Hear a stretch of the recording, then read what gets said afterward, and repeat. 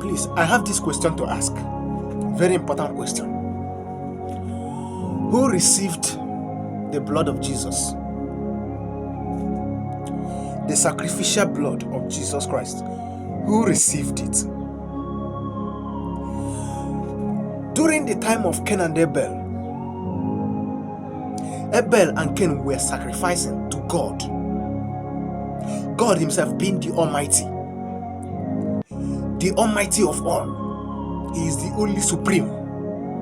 He was the one receiving sacrifices from human beings. He was receiving the sacrifice from Abel, Cain and Abel. The sacrifices of prophets. And now, a time came when the supreme God admitted that he needed to sacrifice his own son. Now, he sacrificed his son, Jesus Christ. Before you pay a sacrifice to something, you must be lesser than that thing. That you want to sacrifice to must be bigger than you, stronger than you, more spiritual than you. The less power sacrificed to the supreme power. So now, I understand the fact that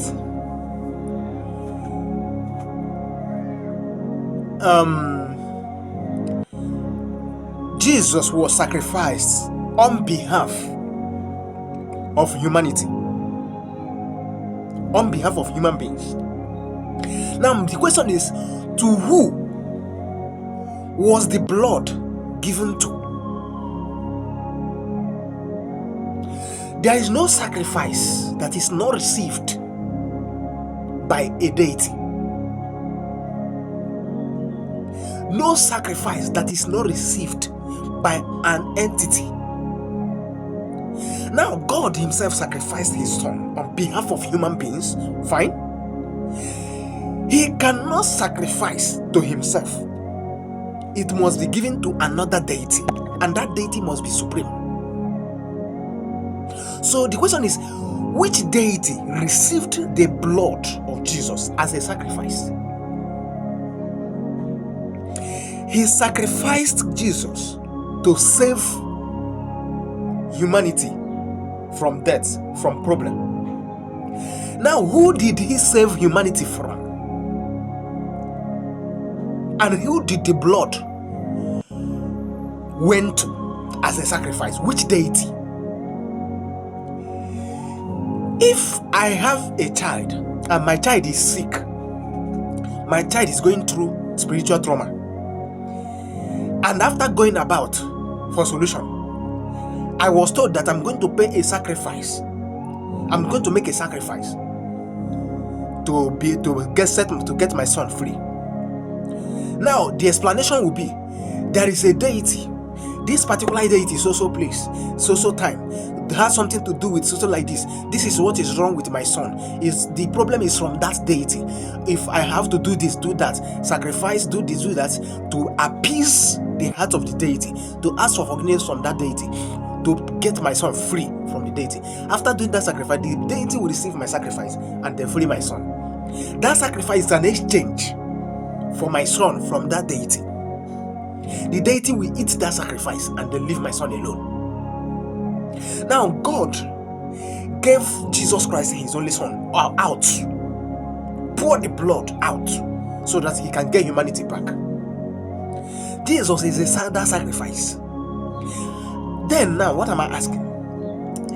Which deity is that bargained for that sacrifice to leave his son, his children alone? And there is something I want to tell you again. Any sacrifice you pay to a deity to get what belongs to you back, that sacrifice is no longer for you. As long as you have set that sacrifice out of your place, it now belongs to that deity. you have nothing to do with that sacrifice again, because the person you are trying to redeem is your son. You have redeemed your son. The deity has left your son for you. Now you go and don't have right to claim ownership over that particular sacrificial material again. It now belonging to the deity, and the deity are giving you your son. So how come Jesus Christ, after paying him off for sacrifice to a deity,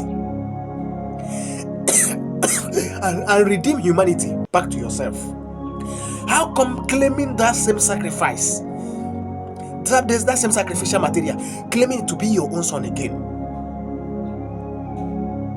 Excuse me, when God asked Abraham to sacrifice Isaac, Abraham took the knife to kill Isaac. Now, if Abraham had succeeded in killing Isaac to sacrifice to God, will Isaac remain Abraham's son again? Never. Isaac will be dead and gone, belonging to God as a sacrifice. Abraham will become sonless, childless.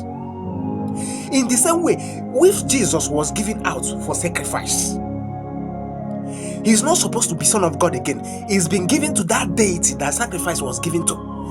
Then the children, the world, the humanity that were exchanged, where the sacrifice was paid for to redeem, will now belong to God. Forgetting Jesus is gone. This is a question I'm asking. I need more light. I need more explanation. I say, let me ask this question. Which deity did that sacrifice go into? Because if a deity actually received that sacrifice, there will be nothing like Jesus again. That Jesus must have gone. Nothing like anything you sacrifice to a deity will not come back to you again. It's not belonging to that deity. What that thing that you needed from that deity to give back to you will not become what will belong to you. Not the sacrifice, but what you're trying to redeem is what now belongs to you. When you sacrifice a goat to a deity, will you take the goat back? You don't take it back. But the deity will give to you that thing you are seeking. That is now what will belong to you. So, my question, which deity received the blood of Jesus as a sacrifice? And how come after paying sacrifice, you still claim the sacrifice as your own? After redeeming what belonged to you? Who will answer this question?